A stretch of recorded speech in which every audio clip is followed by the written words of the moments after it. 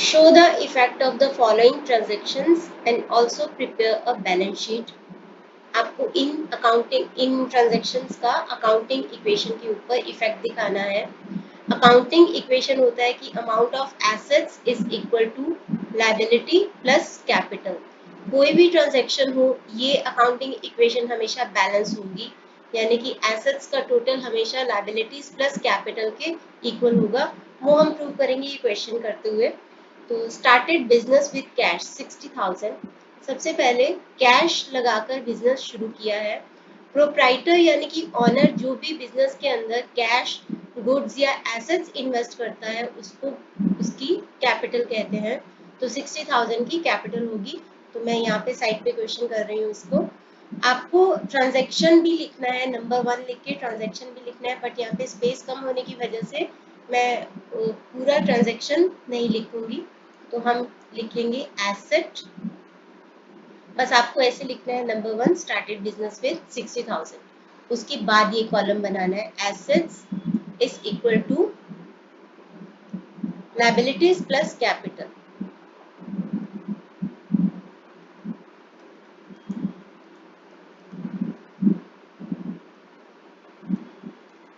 सबसे पहला है स्टार्टेड बिजनेस विद कैश 60,000। तो एक एसेट क्रिएट हो गई है जिसका नाम है कैश। 60,000 का कैश आया है और यही उसकी कैपिटल है। तो इसके बिल्कुल सामने हम लिखेंगे कैपिटल 60,000। तो दोनों का टोटल कर देंगे दिखाने के लिए कि हमारी अकाउंटिंग इक्वेशन पहली ट्रांजैक्शन से बैलेंस हो गई है। यहाँ पे इक्वल टू का साइन डालेंगे। अब करते हैं आगे।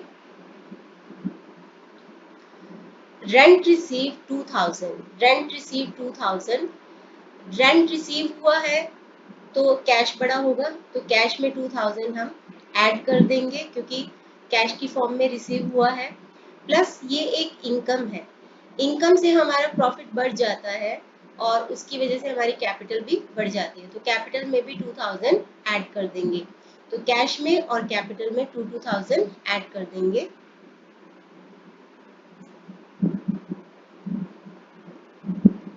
ये हो जाएगा आपका 62,000 और कैपिटल हो जाएगी 62,000। जितनी भी इनकम्स होती हैं उनसे हमारा प्रॉफिट इंक्रीज होता है तो उसको कैपिटल में ऐड करते हैं।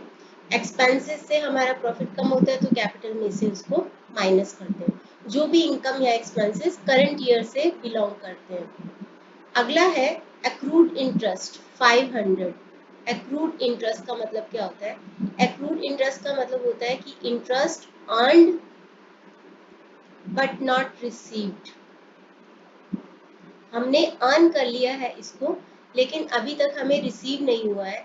यानी कि अर्न कर लिया था तो ये करंट ईयर को बिलोंग करता है, तो it belongs to current year. तो जितने भी income and expenses current year को बिलोंग करते हैं हमें उनको दिखाना होता है अकाउंट्स में। तो 500 का हालांकि हमें इंटरेस्ट रिसीव नहीं हुआ है, लेकिन ये करंट ईयर को बिलोंग करती हुई इनकम है, तो इसको हम कैपिटल में ऐड कर देंगे एक तो, और दूसरा ये हमारी एसेट बन जाएगी। जो भी इनकम हम अर्न कर लेते हैं बट रिसीव नहीं करते वो हमारी एसेट होती है, लेकिन जो भी इनकम हम रिसीव कर लेते हैं लेकिन अभी हमने अर्न नहीं की होती, यानी एडवांस में ही हमें मिल जाती है, वो हमारी लायबिलिटी होती है। इसको हमने अर्न कर लिया है लेकिन अभी रिसीव नहीं किया तो क्या हुआ, लेकिन एसेट है क्योंकि हमें फ्यूचर में मिलेगी। तो एसेट है, एसेट में दिखा देंगे और कैपिटल में इसको ऐड कर देंगे क्योंकि ये करंट ईयर को बिलोंग करती हुई इनकम है। तो इसको दिखाते हैं। एक एसेट क्रिएट हो गई है जिसका नाम है एक्रूड इंटरेस्ट, और ये है हमारी 500 रुपीज की। तो यहाँ पे ट्रांजेक्शन आपको लिखते जाना है, यहाँ पे नंबर 3 डाल के ट्रांजेक्शन लिखते जाना है कि एक्रूड इंटरेस्ट, और इधर कैपिटल में इसको ऐड कर देंगे क्योंकि ये करंट ईयर को बिलोंग करती हुई इनकम है।